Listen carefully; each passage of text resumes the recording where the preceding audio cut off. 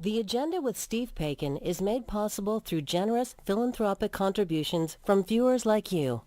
Thank you for supporting TVO's journalism. Tonight, the story of an Ontario cultural institution, the Revue Cinema, and the battle to save it. Also, TVO hit the red carpet at TO Webfest to find out what it means to be Canadian famous. But first, we revisit our conversation between Jayan Jagannathan and a few film lovers about Canada's contribution to the horror genre. That's all ahead on The Agenda.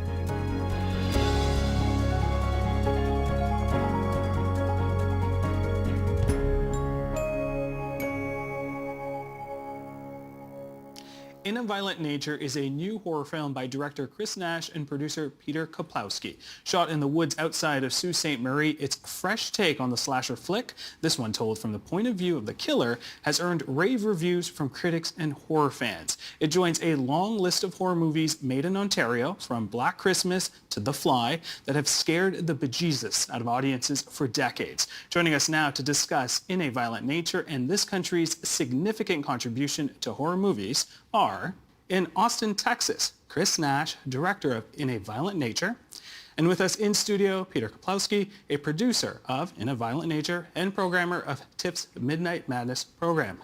Carolyn Morissette, programmer at Fantasia International Film Festival and Blood in the Snow Film Festival, and Alexandra West, author of gorgeous personal essays on beauty and horror and co-host of the Faculty of Horror podcast. Welcome all in our studio, and Chris for joining us on the line.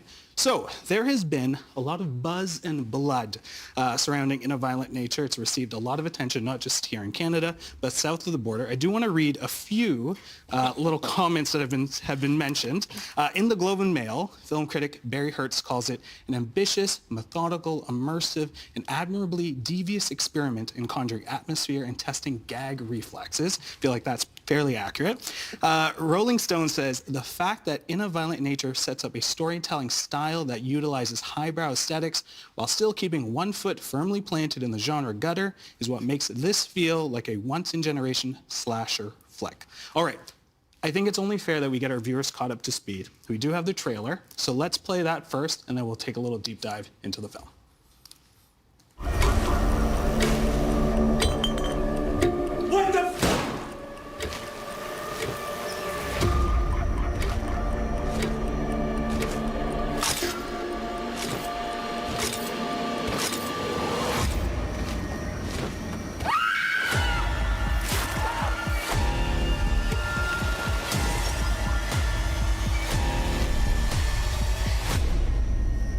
Animals don't get too hung up on reason.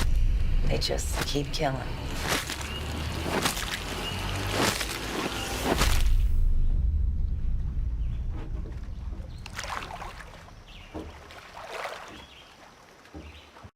I feel like we should get my heartbeats after that. Still some fond memories there. All right, Peter, I'm going to start with you. You are one of the producers on the film, and obviously you program TIFF's Midnight Madness. Give us a quick summary on this film. What is it all about? Well, I mean, as you described, it is a slasher film from the point of view of the killer, and we've been so appreciative that so many people have remarked it, like, oh, what an original concept, but it actually does come from a long tradition of horror films that have sort of taken the subjectivity of the killer. I think what was distinct with this film is that Chris brought this idea of taking a subgenre of horror, the slasher film, which has, a very specific formula and rules and rituals, and in a sense shooting almost the behind-the-scenes versions of that film, where we're spending time not with the would-be victims, but with the killer, and shooting it almost like a nature documentary, and in a sense embracing what comes with that, which is a kind of slow cinema aesthetic, where, our killer is, what are they doing between the kills of a normal slasher film? They're walking. They're getting their steps in. That's awesome. Chris, congratulations again. You are a Sioux native. This was filmed sort of in your backyard. What were you trying to accomplish as to what went into filming this piece? It was really more of an experiment. We just had these aesthetics that I found very, very appealing, that had roots in predominantly Gus Van Sant's work. And just growing up loving horror films, but also having like an appreciation for cinema as a whole. I just thought, how do we mix these things together? How can we approach a rather like rote genre from a different angle? And that's essentially all we were trying to do. Whether or not going into it, I think Pete and Shannon Hamner and myself were willing to have it fail as long as we kept to the experiment and like kept to the like regimented ideas that we were trying to achieve. So the fact that it's getting any success at all at this point is like very, very overwhelming to us. Now, you had mentioned Gus Van Sant. We're talking, what type of films? Are we talking about Elephant? We're talking about Jerry in terms of our inspirations. What specifically from those films were we trying to pull? Those films, I just thought they were very, very entrancing. The way, like, specifically he was experimenting with following characters in those movies, where you let the character themselves like dictate the pace of the film, and watching them move through environments. It just had a very calming atmosphere to them, and that's something that I thought, juxtaposed with a slasher film specifically would be really interesting to see. All right, Alex, what makes this movie different from other slashers? Well, as both Peter and Chris have already said, it's the point of view of the killer, but it's the time we spend with the killer. I mean, another great Canadian film like Black Christmas, popularized the point of view in that, opening sequence that you have and throughout the film. But this is, you get to spend time with this killer. You get to know him in a different way. I mean, Johnny is our lead character within this film. And, even it's borderline relaxing. Like there's an ASMR quality to it. And even like the kills, we're taking more time with it. You're like getting to feel all like the squidgy jumpiness. And, there is a sense of like in our culture, as we move faster and faster, social media is propelling us further and further forward in a quicker and quicker rate. Just having this kind of slow horror, I think, is a really interesting antidote to a lot of the fast-paced stuff that we're dealing with right now. Can I add something to that? Yeah, I think there's actually what we're observing too. I love that you brought up the fact that there's this idea that we're moving fast-paced and there's social media, and people almost assume that the younger generation is going to, have no attention span. But what I've actually observed is that we're seeing a wave of genre films, especially in Canada, of this durational horror cinema, where it's actually about bucking the convention and actually about slowing things down and living an image. And when you look at, young people on their phones, sure, they're scrolling through a lot of stuff, but they're also watching loops for hours on end. They're watching 8-hour lore videos. And this is a film that I think actually does massage that part of the brain that is sort of interested in interrogating an image and a genre. For people who haven't watched that film, can you give us an idea of a scene where you have to kind of sit through and patiently... Well, I mean, there's a number of sequences in the films where we have, a kill sequence, and as you mentioned, they're kind of longer in duration. The camera doesn't cut as often, and not only that, they're often preceded and preceded and proceeded by this sort of extended walking sequence where you're studying this character as they approach and as they leave, and you're kind of forced to wonder sort of how did this affect that character? How did it affect Johnny? Did it affect him at all? There's a sense of culpability too, because so many slasher fans, the reason they watch these movies is for these elaborate horror sequences, and this movie kind of gives you what you want, but has you sit in the moment, and it doesn't sort of allow you to cut away to other characters and have a catharsis in the sympathy and the grieving that other characters might do in the wake of that horror. You're just with this entity that, in a sense, is, as you said, is the hero of the film, because in these slasher movies, Michael Myers was the hero in a sense, Jason Voorhees became the hero, Freddy Krueger became the hero, despite these movies technically having kind of more conventional protagonists. In our movie, we just give you what the audience wanted. Carol, I'll get your take. How different is it? At the end of the day, yes, the point of view is different, but at the end of the day, there's a lot of blood, there's a lot of kills. A lot, and I go back to the title of the film, In a Violent Nature. It is nature. It is this, entity's nature to kill. And I mean, there is a point of view, there is a reason why he's, been awoken to come out and get back what his necklace, right? But I really think it speaks to the randomness of nature. And like, as you were saying, like a nature documentary, it's like watching animals kind of live their lives. And he's a predator. Yeah. So he is doing what it's his nature to go after people and to kill.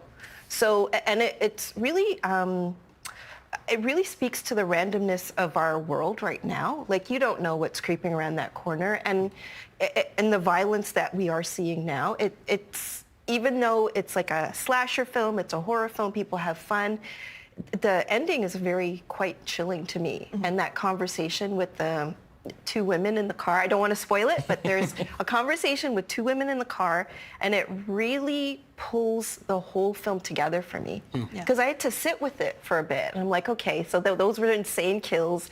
You know, some of the things were kind of absurdly hilarious, but at the end, it just leaves a chill down your spine. So I think it was really brilliantly executed. I did have to sit with it, and then I had to watch something a little uplifting. So I could Chris, I want to come to you. We talked about nature. I want to point out to our audience that on top of being a chilling horror movie, this is beautifully shot, wonderfully directed. I thought for the moments where I wasn't seeing blood, I was watching a nature documentary of Sault Ste. Marie in Northern Ontario. Why was that important to you? Well, it was important to like capture like just how beautiful the area is. It's where I grew up. It's something I'm very, very familiar with. But it does encapsulate that idea of like looks are deceiving, especially in nature. It's like it's one of the scariest places to be. If you're ever like going hiking and you get off the path and you even just get yourself turned around for like 30 seconds, if you're not used to that, there is such a panic that can set in. But at the same time, you're like fearing for your life, but you're surrounded by such beauty. And that's something that we really, really were aiming for. With me and Pierce Sturks, my director of photography, so many times we would almost elect to frame a more visually appealing shot than necessarily one that conveyed all the information necessary. Because that was like paramount for us to just have it be a very like visually arresting film as much as we could for, you know, it being a slasher film about a guy walking through the woods. Very good. Carolyn, I want to come back to you. Why do you think this film is resonating with audiences? I think because it's a fresh take, and I think that a lot of younger audiences, they don't know, they may not know about like some older films like, for instance, like Peeping Tom, or, you know, some of those older films that have the POV of a killer.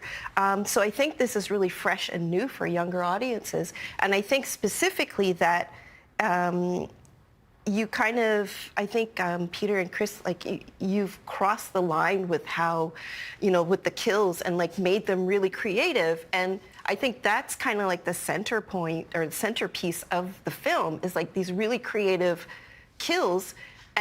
But in like these natural settings that are specifically Canadian. I don't know if like, you know, like the wood splitter, like that's... The images we're conjuring for you. Yes, you know, like, I mean, we're creating more interest now for people to see it. I think that's what kind of blew people's minds because they're so inventive and they're so specifically Canadian, as Chris said, like it's specifically Canadian, and we need a boost. We really need a boost. Like we have the Cronenbergs, and I love them. Like they'll always stay in my heart forever.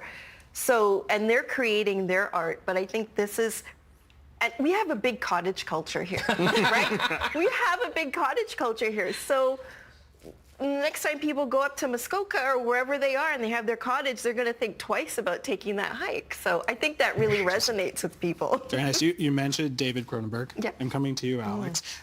He is obviously now one of Canada's most celebrated filmmakers. But when you look at his first film, Shivers, released in 1975, let's just say wasn't a huge fan. A lot of people weren't a huge fan of it. Can you tell us about that? What was a little bit of sort of negative reviews. Yeah, so Shivers, which was also known as the Parasite Murders, takes place in an apartment complex, and there are these parasites that get transmitted through sex, so it's kind of seedy, it's kind of scary, it's very much a B movie in a way that only Cronenberg can do, because there's a lot of incredible themes and issues that emerge throughout the film. However, it was funded by the then CFDC, which is now Telefilm Canada. So it came from a lot of taxpayer dollars, and a lot of people weren't happy about that, where they felt like they were essentially making a smut film with taxpayer money. So there's a really famous article in the magazine Saturday Night, and it was written by Robert Fulford, and the title of the article was something like, "You should know how bad this movie is after all you paid for it." Correct. And it was like this incredible moral panic that essentially completely disrupted how Canada was starting to build up their film industry. And then they moved into the tax shelter era, where people could invest in films, get 100% back of their investment against their taxes. And so there was this real panic around it. And Cronenberg just, he kept calm, carried on, made some of the most indelible cinematic images I've ever seen, and has always been a bit of a provocateur, like even down to, if you look at his 1996 film Crash, which, there was so much speculation it was going to win the Palme d'Or at Cannes that year, and then Francis Ford Coppola, who was the jury head of that year, apparently hated it and did not want to award it, so the rest of the jury had to give him a special award, and Coppola refused to hand it to him, all of this stuff, and I'm like, yeah, he's Canadian. We have miraculously been spared from the animosity of the Cronenberg experience. I think it demonstrates the shift in kind of how horror has been embraced in the mainstream. That the stuff that you see on The Walking Dead and on primetime is as gnarly as horror films were in the 70s and 80s, and now it's primetime television. And I certainly think that Chris and I and Shannon and the whole team, when we were making this film, we definitely did want to cross the line in a few places and show stuff and show horror in ways that I don't think is necessarily that distinct from other stuff that's out there, but we're doing it in a different way that we hoped would be disarming and would be simply different and a new perspective and unique. And Nash, maybe Chris can speak to a bit about how those... Well, I actually want to pick up with you, Peter, because you had mentioned sort of newer audiences who may not be familiar, but there's a whole audience here who may not know how deep Canada's history is with horror. Can you tell us a little bit about that? I know we mentioned off the top Black Christmas. Yeah, which, in a sense, Black Christmas, Bob Clark's Black Christmas, and Bob Clark, honorary Canadian, and I'd like to say, he kind of invented the genre of the slasher film in which we're interrogating and investigating with this film.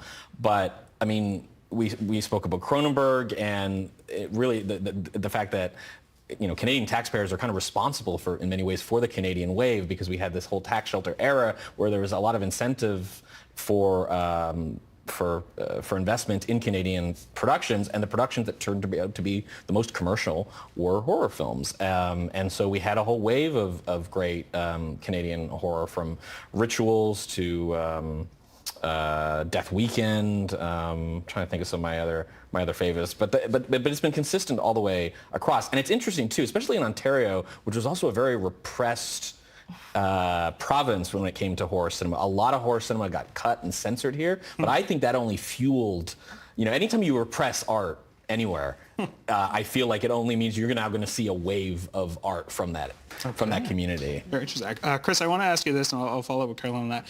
Has Canada gotten more supportive of its horror filmmakers, or does the genre still face a stigma?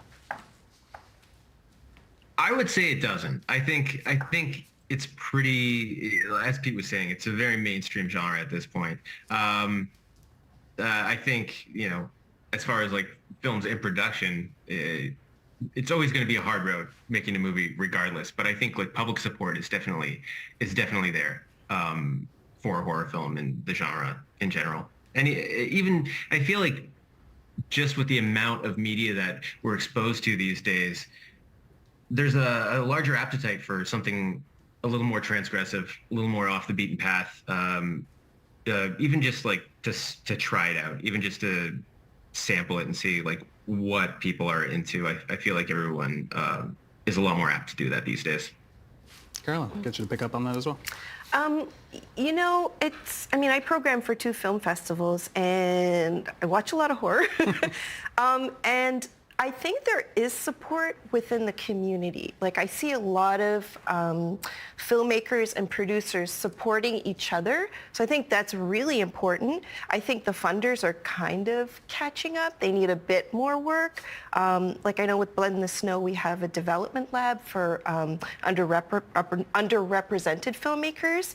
And that we've been seeing some progress. Like we're seeing some of the projects that are pitched get telephone funding, and you know it's actually a little bit more accelerated now. We're really surprised, and it's really kind of encouraging to see that. So I do think it is getting more support, and definitely with viewers, like audiences, like. People will watch the worst horror if you're at home. Like you'll sit there and you'll, let me just put something on. Right. I do it myself. Like, and you can't say that there's a bad horror film because someone's put their heart and soul in it. Right. And some of them are okay, sure, they're not going to win an Oscar, but they're fun. And I think that's the aspect that people are kind of maybe looking for now is something fun. Okay, I actually want to pick up on that, and let's talk about some of the elements that sort of go into some horror films. Alex, what themes are prevalent in Canadian horror films? Well, there's been so much writing about the Canadian aesthetic, the Canadian ethos. I believe it was Margaret Atwood who talked about, due to the size of our land and our limited population and the extremity of our weather on both ends, we tend to kind of have a bunker mentality. Right. We tend to hunker down. And so I always feel like when I watch Canadian horror, it's about something emerging. Whereas a lot of American horror is about something returning home, like the Return of the Repressed, that was Robin Wood. If you look at Europe, it's a lot of history, a lot of folklore.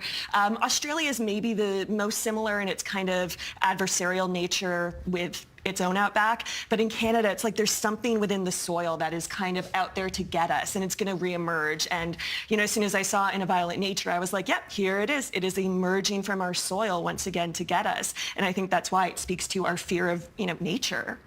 All right. Actually, Chris, as a local, I want to know, Northern Ontario, where does it stack in sort of setting up a horror movie? I don't think I am ever going to go into a cabin anymore in the middle of the woods, but where do we stack up in terms of other locations? Obviously, we know Toronto is a popular spot and other places, but...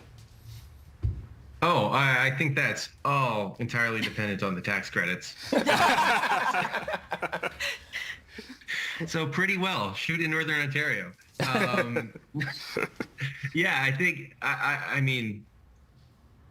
For me, it was really important to shoot there, not just for the nostalgia's sake, but it is like an overwhelming place to be. And it was important for me, like, to even like travel out to these remote locations and to shoot remotely, just so everybody feels it, like right through them. So, no matter who's on set, whether it's the makeup or the DP or the actors, like just feeling that we were out in the middle of nowhere brought something to the film, and I don't think you're going to get that specific flavor of isolation in other places. I mean, it's Canada, right? So every piece of this country has its own flavor of isolation. But yeah, Northern Ontario is a towering isolation, I would suppose. All right, with that, and this is my favorite part, as I was discussing with you guys off camera, not a huge horror fan. I scare easily, but I do want, and I'm hoping our audience can, if they're looking for a scary movie to enjoy, where should they be looking? So Alex, I want to come to you first. Ooh, there's so many amazing ones, but thinking, In a Violent Nature, the same kind of area as Chris just described it, but I've got to say, like, Adam McDonald's Paiwacket is such a creepy film. If you love the aesthetic of In a Violent Nature, it definitely has some of that as well, but a very different kind of supernatural flavor to it, and a whole mother-daughter relationship, which is so beautifully realized. All right, now we actually do have the trailer for Paiwacket, so if we could play it. I charge you with this sign. Whether in the night or mine, I invite you to come. Paiwacket.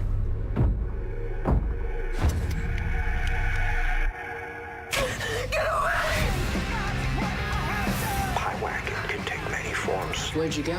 Don't trust your lying eyes. I can't believe you wanted to kill your own mother. Leo, just let me in. Just open the door. All right, so we got a little taste there. Can you give us a little summary, a little bit of what Paikin? Gosh, it's as a former teen girl, sometimes you just don't get along with your parents, and sometimes you make a deal with the wrong demon. We've all been there. We've all been there. Okay, right? fair enough. Who hasn't? It's Canada. But yeah, it's basically about this girl who has a very extreme reaction to some decisions her mother has made, and it sets her on this kind of strange occultist path that doesn't go as well as she'd hoped. And Adam McDonald's made a few movies. He also made the series Slasher, which also starred David Cronenberg in one of the series. And Backcountry, right? And Backcountry, I mean. So definitely a filmmaker who's also, I think, like our movie, kind of interested in the relationship between the wilderness and civilization. And what's great about Paiwak in particular is it has this whole kind of heavy metal, like punk rock attitude to it. So it also feels really edgy and even more subversive than so many other films that have tried to do something similar. So it also really scared me.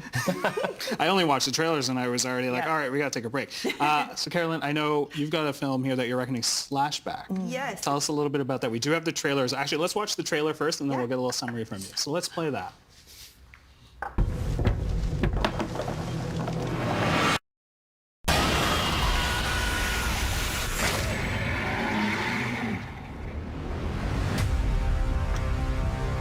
What is it?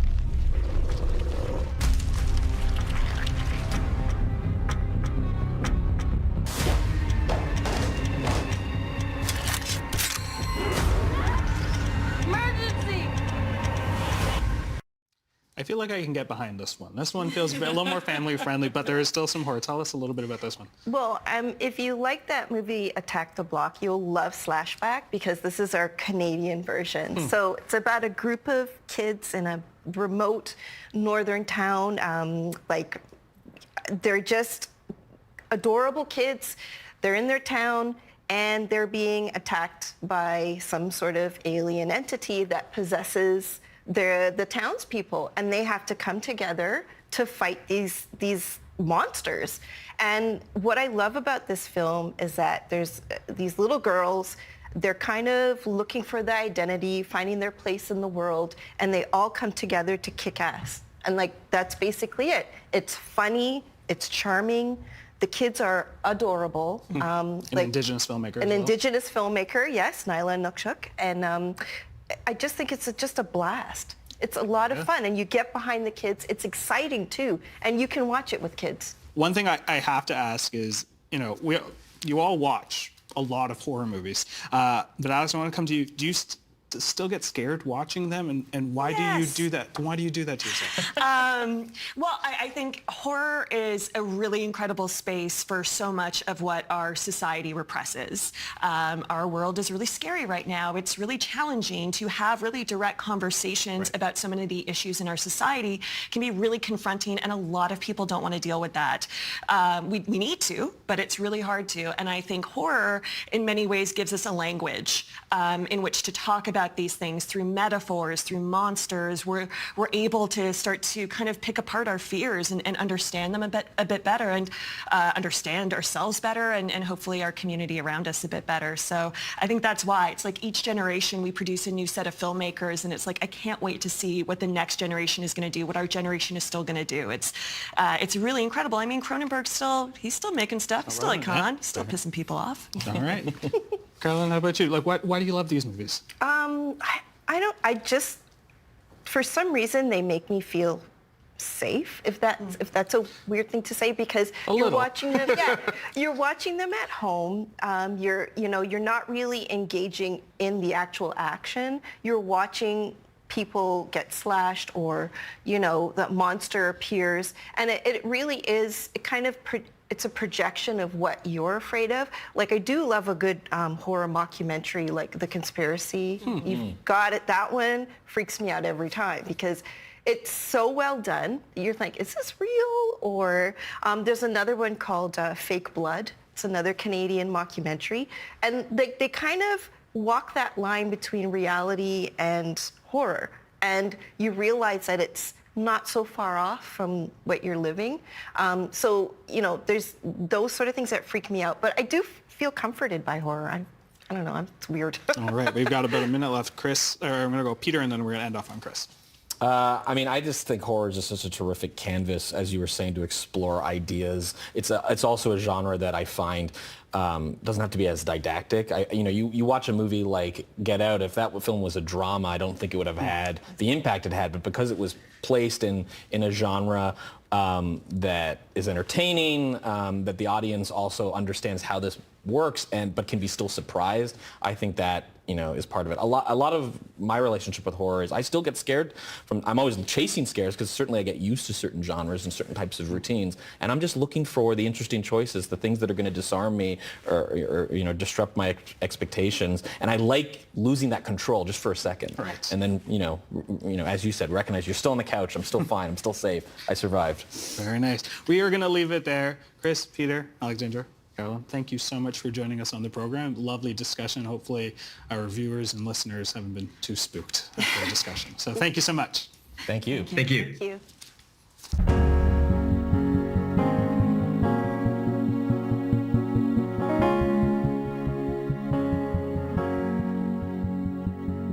I think working in an indie cinema attracts a wide range of people for a lot of different reasons. I think many people say it's like a cool job to have, and I tend to agree. It's, again, an opportunity to be part of something that is bigger than yourself, something that, in our case, that has a long, long history in the city of Toronto, which I think is often part of the appeal, and an opportunity to be a film nerd at work and get to talk to people that care about the same movies you care about. I'm Grant Oyston. I'm the chair of the board of directors at the Revue Film Society. The Revue is Canada's oldest operating cinema, to the best of our knowledge. It was built between 1911 and 1912 and has been here now for 112 years as a cinema, almost continuously that entire time. Over the decades, it's changed a lot. It's adapted. At one time, it showed mostly German language films based on the needs of the local community. Today it's an independent non-profit cinema that the Revue Film Society operates, and we try to show a really diverse range of programming that reflects the interests of Torontonians. The Revue Cinema itself is quite an unusual building. It's built in a way that you certainly wouldn't see a modern cinema built.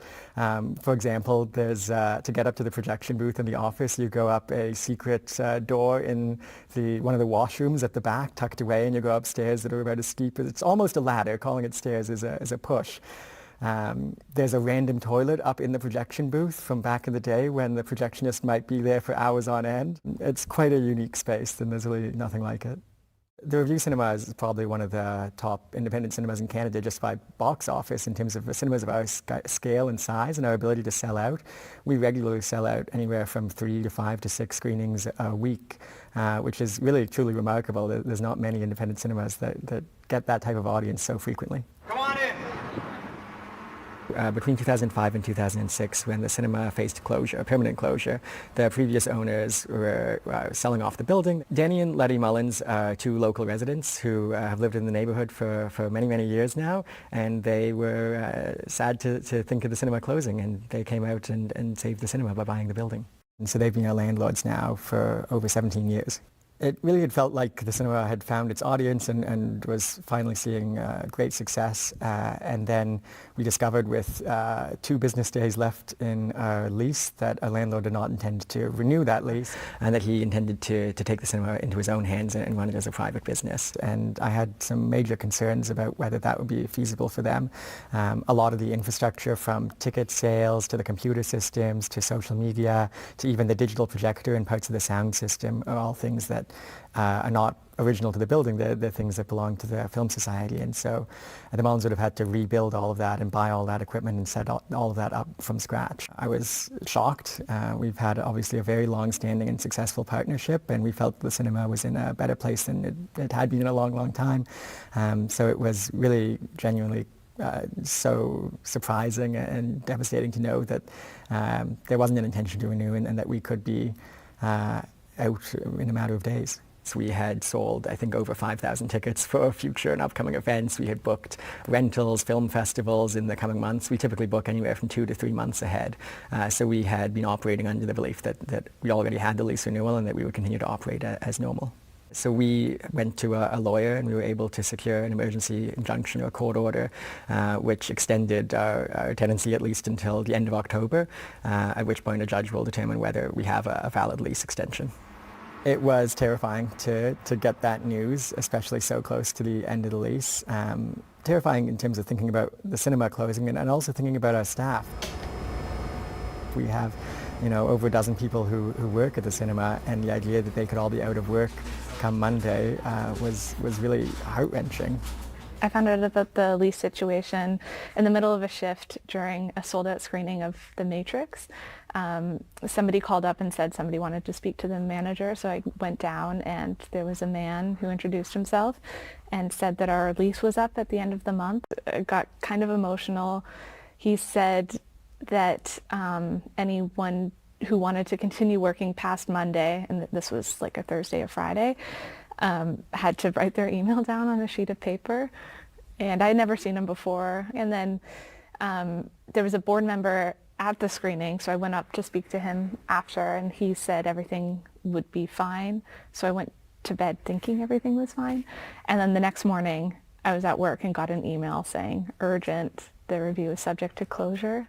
I think for a lot of our patrons, the Revue very much is a second home. It's, there are certainly people who come once a year or less, but there's a lot of people who are here many times a week, and the prospect of losing this place and this community that they're part of, I think that's the hardest thing. It's not just losing a cinema, but it's the dismantling of the potential to see a whole community kind of disintegrate. Our patrons are genuinely the best. They're so committed to seeing this place survive and thrive. We have pulled the numbers. There are people who come to over 400 screenings a year. Here literally on average more than once a day. The first year I moved here, I was here 146 times apparently. Independent film is where you find a true expression of someone's art. It's pure. It may not be the most polished work of art, maybe a bit rough around the edges, but at least it's honest. It hasn't been focus grouped to get to death. Frankenstein. Well, I'm here tonight for Frankenstein, and on a big screen. That's what I haven't seen before, on a big screen. I moved into the neighborhood in 2004, just around the corner, so I've been coming here for 20 years. I have a family membership, which entitles me to unlimited movies for $4 and a popcorn and a drink for $4 for any movie. Awesome, thank you. When I heard about the lease situation at the end of June, I was pretty upset for a number of reasons. One of the most significant reasons to me was the timeliness, because the following Wednesday I had tickets to one of the movies that got me really excited about zombies, which is Return of the Living Dead, and I had never seen it on the big screen because it came out when I was too young. I think this is a wonderful community place. I've met new people here that I probably wouldn't meet someone at middle age like myself. So I just love it. I think it's really important to the neighborhood that it stays around. The support we got from the community when we announced that there was a risk of closure was I think, unprecedented and really heartwarming for myself, for the staff, for the board. People really came out of the woodworks and were keen to see how they could help us and what they could do to support us. I think we sold more memberships than we probably ever sold in 17 years in a couple of weeks at that point. And folks were so keen to do anything they could. I know there was a petition that circulated that got, I think, over 40,000 signatures. We had messages of support from other independent cinema owners across the city and across the country. Sadly, there's not a lot of independent cinemas left in Canada, and so it's a pretty tight-knit community. Hi, I'm Andy Willick. I'm the owner of the Fox Theatre in Toronto, the Apollo Cinema Kitchener, Bytown Cinema in Ottawa, and I'm the chair of NICE, the Network of Independent Canadian Exhibitors. My first thought was just to everyone who's involved with the Revue, because there's a lot of love and time that's dedicated to their programming, to what they do there. And I was just kind of concerned for their future there and what was going to happen with the theater and for the space too in the long term, because when an independent theater closes, it generally doesn't reopen. Halifax is one of the major cities in Canada, and they don't have a single independent cinema because, once the cinemas closed, one became a brewery. they transform. The spaces themselves transform, and so it's very hard to build a net new cinema.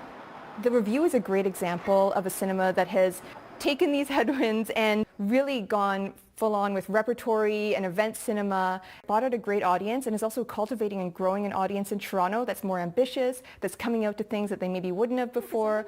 Small cinemas are absolutely viable these days. I mean, when you look at the doom and gloom around theatrical exhibition, a lot of that is based on really the big multiplexes and the model that they've been after for a long time, these like large films that have a really long theatrical window, and then go to home video or something else.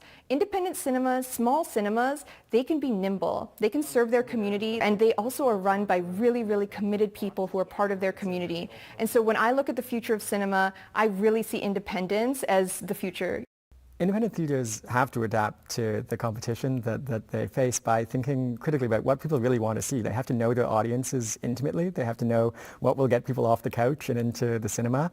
A lot of that comes down to events-based programming, so it's not just, taking something you could watch on Netflix. A lot of our success is thanks to our director of programming, Serena Whitney, who has done a remarkable job over the past 4 years, really getting to know our audience in depth and understanding what it is that they want to see on our screen. It's the crowd that really makes the event. So how to get the crowd to love your event is by providing something that they can't do normally at a multiplex, whether it's playing games, being able to be rowdy, being able to win prizes. We usually do live band performances in front of screenings, and there's always fun surprises here. So we always make people feel like they're coming to an event rather than just coming to see a film. Great, thank you. Come on, we've exceeded $1 million in revenue for the first time in our history in our last fiscal year, and we are currently doing our end-of-year accounting right now for this fiscal year, but we expect to exceed that again this year and set new records in terms of box office revenue. So we're very lucky and very fortunate to have the audience that we have and to have the success that we've had. I can't believe that we can fill this this theater up like every day, almost sold out screenings. It's regular for us. And it's also cool to see that other independent theaters are kind of seeing what we're doing and trying to do the same thing. On our programming team, we have about 15 programmers who specialize for special events. They all do something a little different, provide something that no one in the city is else providing, and all cater to different audiences. I'm Anthony Oliveira. I'm a programmer here at the Revue for Dumpster Raccoon Cinema. Dumpster Raccoon Cinema is, I think of it as an attempt to dig through the garbage of pop culture. We do a lot of forgotten disaster pieces. We do movies like Barbarella and Flash Gordon and Phantom of the Paradise. It's a chance to use cinema as an occasion for community building. It's a way to get people together who share each other's kind of bent point of view and watch a movie together. I think that that's what film is for, and that's kind of what we're losing in the streaming age. My favorite thing about my job is seeing people happy after the movie is let out, and they go onto the sidewalk and they talk about it, and then they talk to strangers, and then they all go for drinks next door at the local. It's always my favorite thing to see.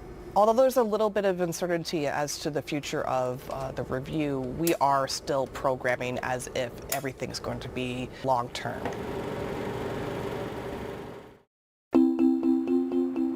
It's amazing how fast things can change when you have the right people in the room. Almost immediately after we spoke with TVO, things started to change very quickly.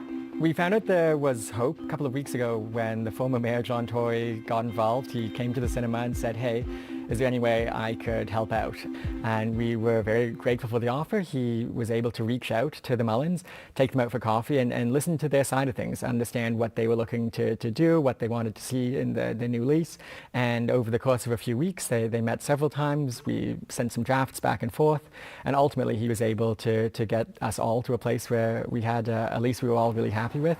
It was just so overwhelming to know that finally the saga is over. The whole community, I think, was so excited to hear the news. So much gratitude for the hard work that our staff have put in, the stress that they've all been through, and the whole board of directors as well, all the, really a team effort to get here. And of course to John Tory, who was ultimately kind of the key to getting this signed and to keeping the cinema open.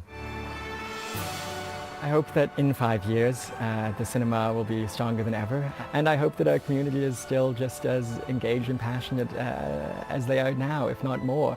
As someone who lives in the neighborhood, I think it's so wonderful to have an independent cinema as a neighbor. It's a real sense of community. It really is a huge attraction and part of why I love living here.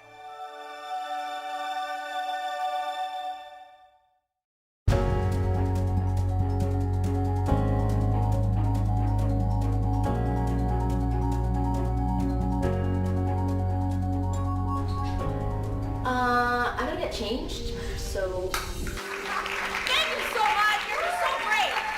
You're so great! All right. My name is Connie. Wanger Wong. It's Connie Wong. Yeah. Thank you. I'm an actress. I actually got started here at TVO Web Fest. I was the lead in Tokens. And yeah, thank you. And I remember being a part of the festival in like year 2 or year 3. So it's really cool to see, I think we're on like year 9 or something, to really just grow together. Yep, so I have a stand-up special called Canadian Famous. Hashtag Canadian Famous. That's right. This is what it looks like to be Canadian famous. We're here in a basement. Thank you. They wouldn't give me the main space because they don't know who the I am. So, yeah, I'm an actress and I'm Canadian famous, which means nobody knows me. and there's like a little bit of discomfort when I am known. I think that's just where I'm at in my career, because it's not familiar for me to be recognized on the street by strangers. But like one time I was at a restaurant with my best friend and my fiance was with me, and then the host was like, I know you. I'm like, no you don't. He's like, yeah, you're that girl and you do this. And I was like, I don't know what you're talking about. And my best friend's like, he's talking about you. And then he has to go on his Instagram to show me me. I've been following you for quite some time now. Some do know me. Famous in Canada. I was watching The Simpsons this morning and Homer asked his dad, what is it like to be famous? He says, that's where you know, so everybody knows your name and you don't have to know anybody else's name. But famous in Canada means that you know everybody else's name and no one knows you. Your mom, what's your name? My name's Bullet. Bullet Red. Yeah. Sarah. I was working at a bar downtown and someone had just come in and was like, wait, were you in that Fringe show, like Drink of Choice? And I was like, yeah. They're like, oh, I saw it like 3 times. You were so good. And I was like, oh, thank you. I'm going to serve you now. There's clearly like a complex, right? That Canadians buy into themselves about what is Canadian famous. I work a lot in French Canada. French Canada has a legitimate star system. They have tabloid magazines that follow people around. Like, that is a star system. Why? There's not that same competition from America, right? Just before this, I went out to get a coffee and I had somebody stop me on the street. So I still have that happen to me multiple times a week. Why does that happen? That happens because a lot of people know me as the first Canadian to win Survivor, and it was the American version of Survivor. I just want to go out and I want someone to just be like, not in like the industry setting, and be like, hey, aren't you the guy from that show? And I'd be like, yes. And then I'd be like, yes, it happened. And then I'll probably text her right away and be like, oh my God, guess what just happened to me? How do you feel about being Canadian famous? It's an interesting experience. Canadian famous people, how I feel about them. Yeah. I love Alanis. I love Sarah McLachlan. Love Justin Bieber.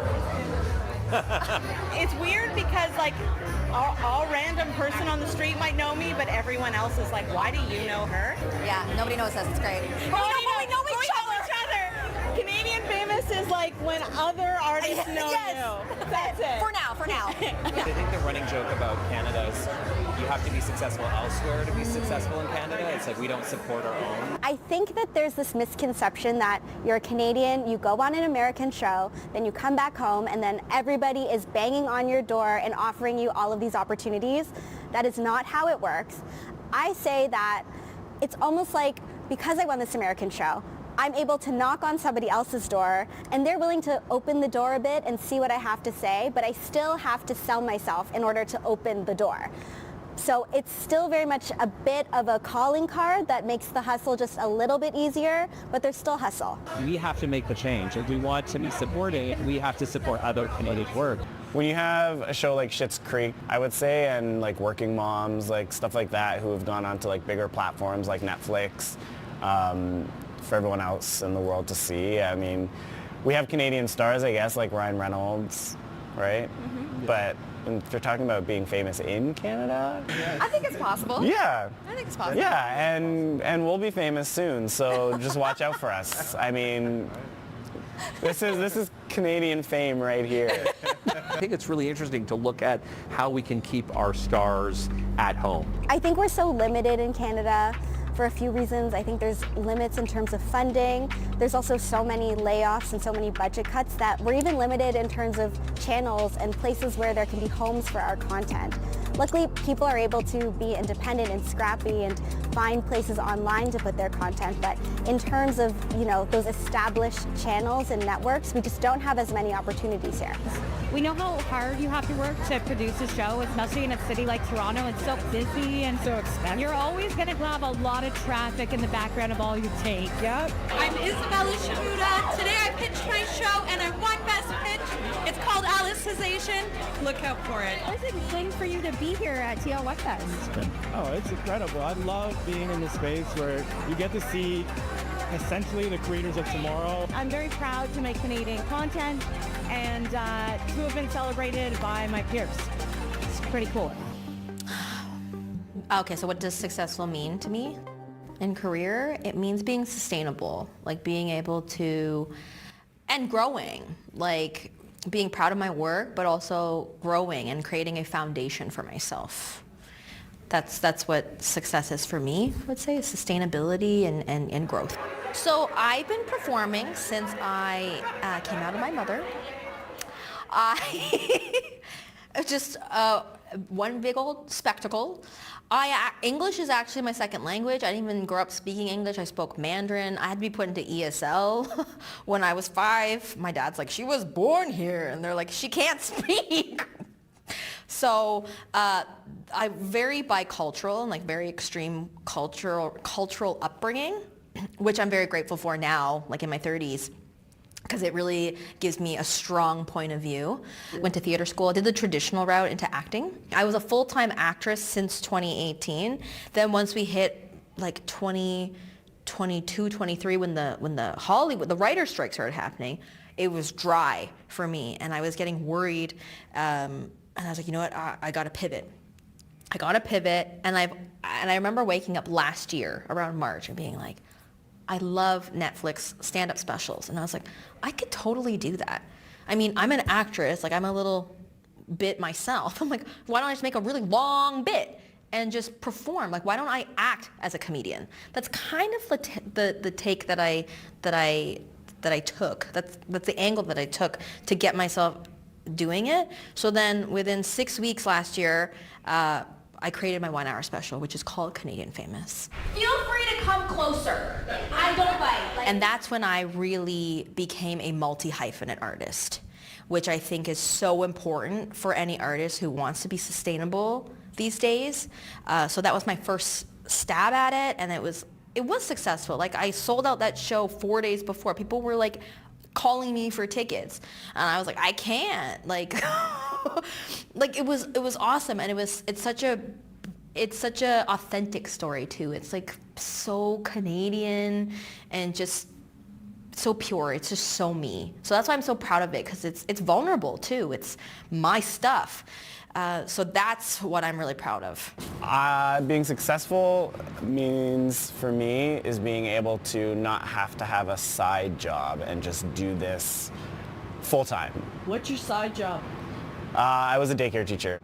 Success as a Canadian filmmaker or / creative is, for me, is creative fulfillment and finding people who share my sense of humor and enjoy what I make, and then other people who want to make more stuff with me. Success would be, oh my gosh, I've seen Aced It, and like I feel seen, I feel heard, and that's so important. So that is the success moment for me, is having someone watch our show and then understand what that, I guess, means, that identity. Do you think we're a little addicted to fame in this country? I think so. And I'll speak about my own addiction to fame. It's like this needing to be, for me, when it's out of control, it's when I'm not heard for existing. And that's when it's out of control. But when I can hear myself, and when I speak and I can hear me and people hear me and people get me, like I don't need to be reaching for that fame that's out there.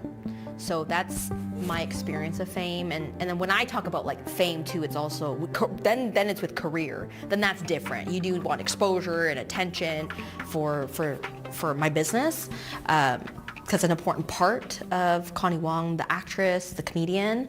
So I can see how it all gets collapsed with like personally feeling like wanting fame, because I feel like everybody in a way wants fame, but then when I really look at it, I think everyone just really wants to be heard and seen for who they are, and that's why we're so obsessed with fame. But when you get down to it, I don't think it's it. For certain businesses and like public figures, you need that for your career, but for everybody, like every ordinary person, people just want to be heard.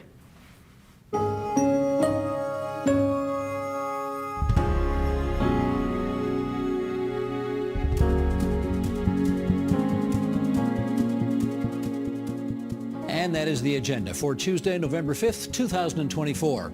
Tomorrow on the program, we dissect the fallout of the U.S. election, and we hope you can join us for that. I'm Steve Paikin. Thanks for watching TVO, for joining us online at tvo.org, and we'll see you again tomorrow. The Agenda with Steve Paikin is made possible through generous philanthropic contributions from viewers like you. Thank you for supporting TVO's journalism.